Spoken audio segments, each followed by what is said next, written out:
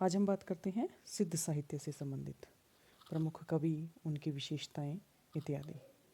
आदिकाल के प्रमुख काव्यधाराएं जैसे रासो साहित्य, सिद्ध साहित्य, नाथ साहित्य, जैन साहित्य हमारी चर्चाओं का मुख्य विषय है। आज का हमारा जो विषय है वो है सिद्ध साहित्य। हम बात करते हैं इनके प्रमुख कवियों के बारे में, सिद्ध साहित्य के उद्भव एवं विकास के बारे में। प्राचीन काल में बौद्ध धर्म था और बौद्ध धर्म ही आगे चलकर ईसा की प्रथम शताब्दी तक आते आते हीनयान और महायान नामक दो शाखाओं में विभक्त हो गया।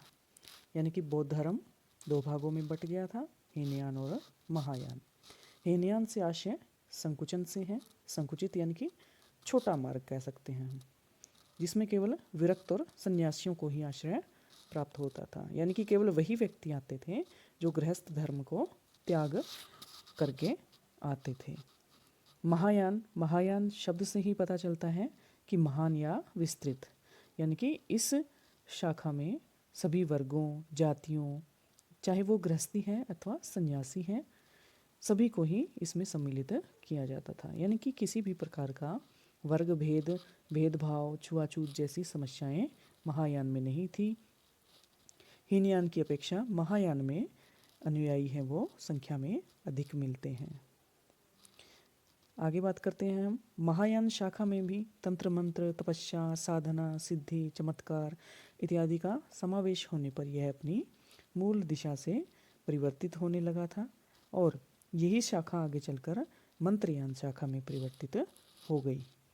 और इसी प्रकार मंत्रयान शाखा भी आगे चलकर मतभेद के कारण दो भागों में फिर से बट गई, सहजयान और वज्रयान। और यही जो वज्रयान शाखा है, इसी के जो अनुयायी हैं वो सिद्ध कहलाने लगे थे और ये सिद्ध मंत्रों, जप इत्यादि से सिद्धि की आकांक्षा भी रखते थे। सिद्धों की संख्या है वो 84 मानी गई है। राहुल साकृत्यायन जी ने सिद्धों की संख्या 84 बताई है। सिद्ध साहित्य की प्रमुख रचनाएं हैं वो हम 3 श्रेणियों में बांट सकते हैं। यानी कि 3 श्रेणियों से संबंधित रचनाएं हमें सिद्ध साहित्य में प्राप्त होती हैं। पहली है नीतिवादी, दूसरी है उपदेशात्मक रचनाएं और तीसरी है साधना संबंधी रहस्यपरक रचनाएं, यानी कि धर्म, आत्मा परमात्मा से संबंधित रचनाएं। सिद्ध साहित्य अर्धमागधी अपभ्रंश भाषा में लिखा गया है, जिसे विद्वानों ने संध्या भाषा भी कहा है, क्योंकि यह हिंदी और अपभ्रंश का मिला जुला रूप है। संध्या भाषा क्यों कहा गया है? जिसमें हिंदी और अपभ्रंश का मिला जुला रूप है, इसलिए उसे संध्या भाषा कहा गया है।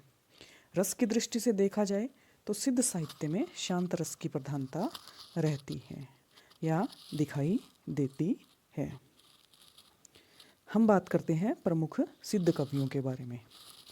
राहुल साकृत्यायन जी ने सिद्धों की संख्या 84 बताई है तथा हिंदी के प्रथम कवि के रूप में वो सरहपाद को ही मानते हैं। यानी कि हिंदी का प्रथम कवि कौन है? सरहपाद। किसने सिद्ध किया है कि सरहपाद हिंदी के प्रथम कवि कहलाते हैं? राहुल साकृत्यायन जी ने। इनके अलावा जो मुख्य कवि हैं उनमें नाम आता है शबरपा, लुईपा, डोम्बिपा, कणहप्पा, कुकुरिपा, विरूपा, मीनपा इत्यादि। हम यहाँ बात करते हैं मुख्य कवियों की। अब ये संख्या में तो 84 थे, लेकिन हम यहाँ पर कुछ मुख्य कवियों की ही बात करेंगे। सरहप्पा, राहुल साकृत्यायन जी ने इनका समय है वो 769 ईस्वी स्वीकार किया है और इनके द्वारा रचित ग्रंथों की संख्या 32 बताई है और इसमें से सबसे जो प्रसिद्ध ग्रंथ है वो है दोहा कोश। ये शबरपा के गुरु के रूप में भी जाने जाते हैं, या कह सकते हैं कि शबरपा इनके शिष्य हैं।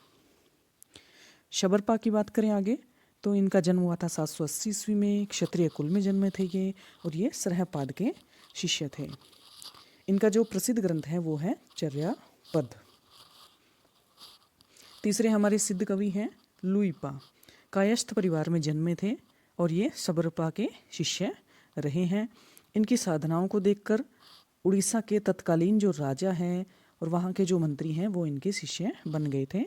इनकी रचनाओं में रहस्य भावना की अभिव्यक्ति मिलती है।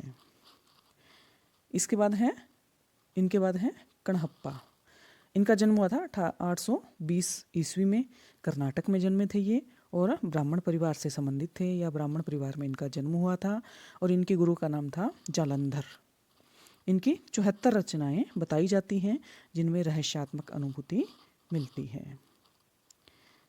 अगले हमारे कवि हैं डोम्भिपा। इनका जन्म मगध में हुआ था 840 ईस्वी में। इनके गुरु का नाम विरूपा बताया जाता है और इनके प्रमुख ग्रंथों में 2 ग्रंथ मुख्य हैं, डोम्भी गीतिका और योगचर्या। अगले हमारे कवि हैं कुकुरिप्पा। इनका जन्म कपिलवस्तु में हुआ था।